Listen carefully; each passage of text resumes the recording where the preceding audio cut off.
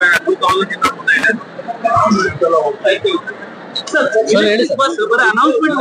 ಯಾವ್ದು ಬರ್ತಾ ಇಲ್ಲ ಈಚೆ ಕಡೆಗೆ. ಸೆಂಟ್ರಲ್ ಗೌರ್ಮೆಂಟ್ ಟೆಂಡರ್ ಕರೆದಿರೋದು, ಅವ್ರು ಕೊಟ್ಟಾಗ ನಾವು ತಗೋಬೇಕು. GCC ಮಾಡಲ್ಲ, ಅದು ಗ್ರಾಸ್ ಕಾಸ್ಟ್ ಕಾಂಟ್ರಾಕ್ಟ್ ಅಂತ. ಯಾವಾಗ ಬರ್ಬೋದಮ್ಮ ಬಸ್ಸಸ್? ಸರ್ ಈಗ ನಮ್ಗೆ ಸಿವಿಲ್ ವರ್ಕ್ ಮತ್ತೆ ಎಲೆಕ್ಟ್ರಿಕಲ್ ವರ್ಕ್ ಅಪ್ರೂವ್ ಆಗಿದೆ ಸರ್. ವರ್ಕ್ ಮುಗಿಸಿ ಮೇ ಬಿ 6 months. ಆಮೇಲೆ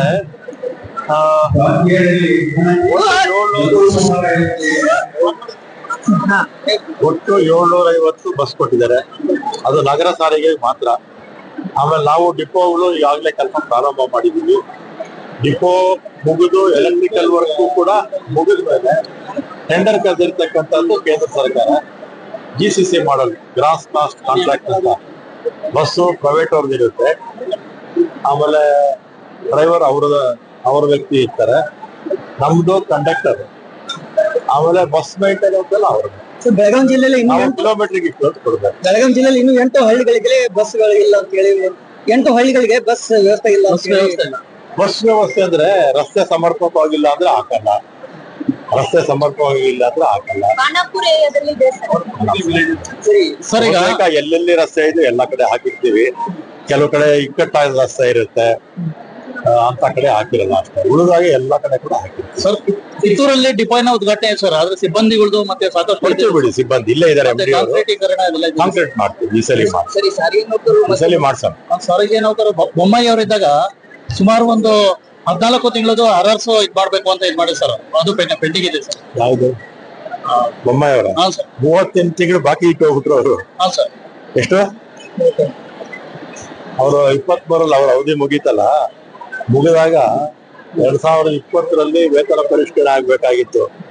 ವೇತನ ಪರಿಷ್ಕರಣೆ ಮಾಡದೆ ಕೊನೆಯಲ್ಲಿ ಅವರು ಹೋಗುವಾಗ 38 ತಿಂಗಳು ಈಗ ಅವ್ರ ಡಿಮ್ಯಾಂಡ್ ಇದೆಯಲ್ಲ, ಅದು ಅವರೇ ಬಾಕಿ ಇಟ್ಟು ಹೋಗಿತ್ತು. ಈಗ ನಾವು ಅನೌನ್ಸ್ಮೆಂಟ್ ಮಾಡಿದೀವಿ, 26 ತಿಂಗಳು ಕೊಡ್ತೀವಿ. ಏಪ್ರಿಲ್ 1ರಿಂದ 25ನೇ ತಿಂಗಳಿನ ಕೊಡ್ತೀವಿ. ಕೇಳ್ತಾರೆ ಅವರು, ಕೇಳಿದ್ರೆ ನಾವು ತಪ್ಪು ಅಂತ ಹೇಳಕ್ಕಾಗತ್ತಾ? ಅದರ ಸರ್ಕಾರದ ನಿಲುವು ನಾವು ಹೇಳಿದ್ವಿ.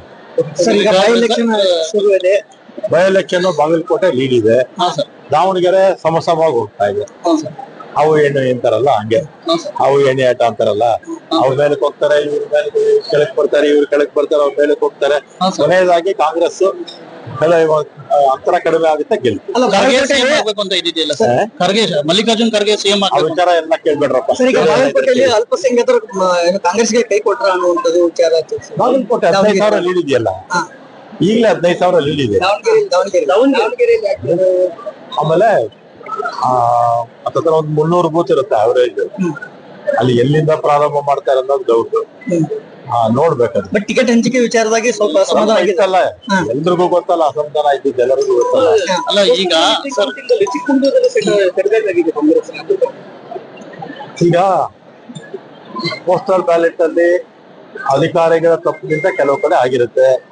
ಈಗ ಮಾಲೂರಲ್ಲಿ ಕಾಂಗ್ರೆಸ್ ಅಭ್ಯರ್ಥಿ ಮೇಲೂ ಬಿಜೆಪಿ ಅಭ್ಯರ್ಥಿ ಹಾಕೊಂಡಿದ್ರು, ವೋಟ್ ಸರಿಯಾಗಿದೆ ಅಂತ ಬಂತು ಅಲ್ವಾ. ಇನ್ನು ಗಾಂಧಿನಗರದ ಒಂದು ಬಾಕಿ ಇದೆ. ಆಮೇಲೆ ಇದರಲ್ಲಿ ಆ ರೋಡ್ ಜಾಸ್ತಿ ಇದೆ ಅಂತ ಬಂದಿದೆ. ಇಲ್ಲಿ ವಿಧಾನ ಪರಿಷತ್ ಅಲ್ಲಿ ಚಿಕ್ಕಮಂಗ್ಳೂರ್ದು ಆ ರೋಡ್ ಜಾಸ್ತಿ ಇದೆ ಇವ್ರಿಗೇನೆ, ಅದು ಕೂಡ ಇನ್ನು ಕ್ಲಿಯರ್ ಆಗ್ಬೇಕು. ಅದು ಲೋಪದೋಷಗಳು ಯಾರು ಚುನಾವಣೆ ಅಧಿಕಾರಿ ಇರ್ತಾರೆ ಕರೆಕ್ಟ್ ಆಗಿ ಮಾಡಿದ್ರೆ ಕೆಲವು ಸಂದರ್ಭದಲ್ಲಿ ಕಾನೂನು ಚೌಕಟ್ಟಲ್ಲಿ ಸರಿಯಾಗಿರುತ್ತೆ, ಕೆಲವು ಸಂದರ್ಭದಲ್ಲಿ ತಪ್ಪು ಮಾಡಿದಾಗ. ಸರ್, ಇವತ್ತು ಉಪಚುನಾವಣೆ ಫಲಿತಾಂಶ ಬರ್ತಾ ಇದೆ. ಉಪಚುನಾವಣೆ ಫಲಿತಾಂಶ ಬಳಿಕ ಮತ್ತೆ ರಾಜ್ಯ ರಾಜಕಾರಣದಲ್ಲಿ ಬದಲಾವಣೆ ಚರ್ಚೆ ಶುರು ಆಗುತ್ತೆ ಅನ್ನುವಂತ ಚರ್ಚೆ ಇದೆ ಸರ್. ನಮ್ಮ ರಾಜ್ಯದಲ್ಲಿ ಏನಾಗಲ್ಲ, ಹೈಕಮಾಂಡ್ ಏನ್ ತೀರ್ಮಾನ ಮಾಡ್ತಾರೆ ಅದಕ್ಕೆ ಸಿದ್ದರಾಮಯ್ಯನವರು, ಶಿವಕುಮಾರ್ ಅವರು ಎಲ್ಲರೂ ಕೂಡ ಬದಲಾಗಿಲ್ಲ. ಶಿವಕುಮಾರ್ ಅವರು ಡೆಡ್ ಲೈನ್ ಕೊಟ್ಟದ್ದು ಈ ಸರಿ ಬಂದಾಗ ನೀವೇ ಅವ್ರನ್ನ ಕೇಳ್ಬೇಕು. ಅಲ್ಲ, ನಿಮಗ್ ಗೊತ್ತಿರ್ತಾರೆ ಸೀನಿಯರ್. 15 ಜನ ಏನೋ ರಾಜೀನಾಮೆ ಕೊಡ್ತಾರೆ ಸಚಿವರು ಅಂತ ಹೇಳ್ಬಿಟ್ಟು ಸಂಪುಟ ವಿಸ್ತರಣೆ ಆಗುತ್ತೋ ಅಥವಾ ಪುನರಾವರ್ತನೆ? ಮುಖ್ಯಮಂತ್ರಿಗಳು ಆ ರೀತಿ ಕೇಳಿದಾಗ ಕೊಡ್ತಾರೆ, ಮುಖ್ಯಮಂತ್ರಿಗಳು ಕೇಳಿಲ್ಲ ಯಾರಿಗೂ ರಾಜೀನಾಮೆ ಕೂಡ ಪ್ರಶ್ನೆ ಉದ್ಭವ ಆಗಲ್ಲ. ಕೇಳಿದಂತ ಸಂದರ್ಭದಲ್ಲಿ ಕೊಡ್ಬೇಕು. ಹೈಕಮಾಂಡ್ ಇಷ್ಟೊಂದು ಗಂಭೀರವಾಗಿ, ಅಂದ್ರೆ ಈ ರಾಜ್ಯದಲ್ಲಿ ಇಷ್ಟೊಂದು ಸಮಸ್ಯೆ ಇದೆ, ಗಂಭೀರವಾಗಿ ಸ್ಥಾನ ವಿಚಾರವಾಗಿ ಸಾಕಷ್ಟು ಗೊಂದಲ ಇದೆ, ಅದನ್ನ ಯಾಕೆ ಬಗೆಹರಿಸಬೇಕಾಗಿತ್ತು? ಅದೇ ಯಾಕೆ ಬಗೆಹರಿಸಬೇಕಾಗಿತ್ತು. ಯಾಕೆ ಅಂತ ನೀವು ಹೈಕಮಾಂಡೇ ಕೇಳ್ಬೇಕಷ್ಟೇ. ಹೈಕಮಾಂಡ್ ಅಲ್ಲ, ನೀವು ಸ್ಥಳೀಯ ನೀವೇ ಇದ್ರೆ ನೀವೇ ಈಗ MLA ಸಾಕಷ್ಟು ಅನುಭವ ಇರ್ತಕ್ಕಂಥವ್ರು ಅಲ್ವಾ, ಅವರು ಅವ್ರವ್ರ ಜವಾಬ್ದಾರಿಗಳನ್ನ ಶಾಸಕರು ಇರ್ಬೋದು ಅಥವಾ ಮಿನಿಸ್ಟ್ರೀಸ್ ಇರ್ಬೋದು ನಾವು ಅರ್ತ್ಕೋಬೇಕು. ಮಾಧ್ಯಮಗಳು ಹೋಗ್ಬಾರ್ದು ಅನ್ನೋದು, ಮಾಧ್ಯಮಗಳು ಹೋದ್ರೆ ಪಕ್ಷಕ್ಕೆ ಡ್ಯಾಮೇಜ್ ಆಗುತ್ತೆ ಅಂತ ನಾವು ತಿಳ್ಕೋಬೇಕು. ತಿಳ್ಕೊಳ್ತಾ ಇದ್ರೆ ಈ ರೀತಿ ಗೊಂದಲ ಆಗುತ್ತೆ.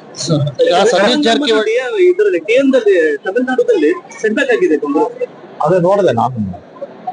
ವಿಜಯ್ ಪಕ್ಷ ಏನೋ ಇದ್ರ ಪ್ರಕಾರ ಬುದ್ಧ ಇದೆ, ಇನ್ನು ಕೊನೆಗೆ ನೋಡ್ಬೇಕಲ್ಲ ಅಂತಿಮವಾಗಿ ಏನಾಗುತ್ತೆ ನೋಡ್ಬೇಕು. ವೆಸ್ಟ್ ಬೆಂಗಾಲ್ ವೆಸ್ಟ್ ಬೆಂಗಾಲು ಏನಾಗಿದೆ, ಚುನಾವಣೆಯಲ್ಲಿ ಈಗ SIR ಮಾಡಿದ್ರು ಅಲ್ವಾ. ಚುನಾವಣೆಯರು ಈ ದೇಶದ ಸಂವಿಧಾನಕ್ಕಿಂತ ದೊಡ್ಡವರು ಅಂತ ಮಾಡ್ಬಿಟ್ಟಿದಾರಪ್ಪ ನಮ್ಮ ದೇಶದಲ್ಲಿ. ಅವ್ರ ಮೇಲೆ ಏನು ಲೀಗಲ್ ಆಕ್ಷನ್ ತಗೊಳ್ಳೋಗೆ ಇಲ್ಲ, ಆ ರೀತಿ ಕಾನೂನು ತಂದಿದಾರ ಇಲ್ವೋ? ಅವ್ರ ಮೇಲೆ ಯಾರು ಏನು ಕೇಳೋ ಹಾಗೆ ಇಲ್ಲ, ಅವ್ರ ಮೇಲೆ ಯಾರು ಕೇಸ್ ಹಾಕೋ ಹಾಗೆ ಇಲ್ಲ. ಸರ್ವಾಧಿಕಾರಿ ಅಂತಾರಲ್ಲ, ಅದಕ್ಕಿಂತಲೂ ಇನ್ನೂ ಉನ್ನತ ಸ್ಥಾನಮಾನಗಳು ಕೊಟ್ಬಿಟ್ಟಿದ್ದಾರೆ ಅವ್ರಿಗೆ. 90 ಲಕ್ಷ ಮತದಾರರು ತೆಗೆದಾಕಿದ್ದಾರೆ. 90 ಲಕ್ಷ ಮತದಾರರು ತೆಗೆದಾಕಿದಾಗ ರಿಸಲ್ಟ್ ಏನೇನಾಗುತ್ತೆ ಅನ್ನೋದು ನೀವೇ ಯೋಚನೆ ಮಾಡ್ಕೊಳ್ಳಿ. ಸರ್, ಈಗ ಸತೀಶ್ ಜಾರಕಿಹೊಳಿ ಅವರು KPCC ಅಧ್ಯಕ್ಷ ಆಗ್ಬೇಕು ಅಂತ ಹೇಳ್ಬಿಟ್ಟು ಒಂದು ಇದಿದೆ ಸರ್. ಹೈಕಮಾಂಡ್ ನೇಮಕ ಮಾಡಿದ್ರೆ ನಾವೆಲ್ಲ ಸ್ವಾಗತ ಮಾಡ್ತೀವಿ. ಸರ್. ಒಂದ್ ವೇಳೆ ಫಲಿತಾಂಶ ಈ ಫಲಿತಾಂಶದಲ್ಲಿ 50-50 ಆದ್ರೆ, ಒಂದು ಗೆದ್ರೆ ಒಂದು ಸೋತ್ರೆ ಆ ಸೋಲನ್ನು ಒಪ್ಕೋತೀರಾ ಸರ್? ಎಲ್ಲಿ ಎರಡು ಬಾಗಲಕೋಟೆ ಅಥವಾ ದಾವಣಗೆರೆ? ದಾವಣಗೆರೆ ಅಥವಾ ಬಾಗಲಕೋಟೆ? ಈಗ BJP ಸರ್ಕಾರ ಇದ್ದಾಗ ಬೈ ಎಲೆಕ್ಷನ್ಸ್ ಅಲ್ಲಿ ಅವರು ಸೋತಿದ್ರು ಅಲ್ವಾ, ಅವರು ಸೋತಿದ್ರು. ಈಗ ನಾವು ಸೋಲೋ ಪ್ರಶ್ನೆನೇ ಇಲ್ಲ ಬಿಡಿ. ದಾವಣಗೆರೆನು ಕಡಿಮೆ ಲೀಡಲ್ಲಿ ಗೆಲ್ತೀವಿ. ಸಾಯಂಕಾಲ ಫೋನ್ ಮಾಡಿ. ಧನ್ಯವಾದಗಳು ಸರ್. ಮುಂಬೈ ಕರ್ನಾಟಕ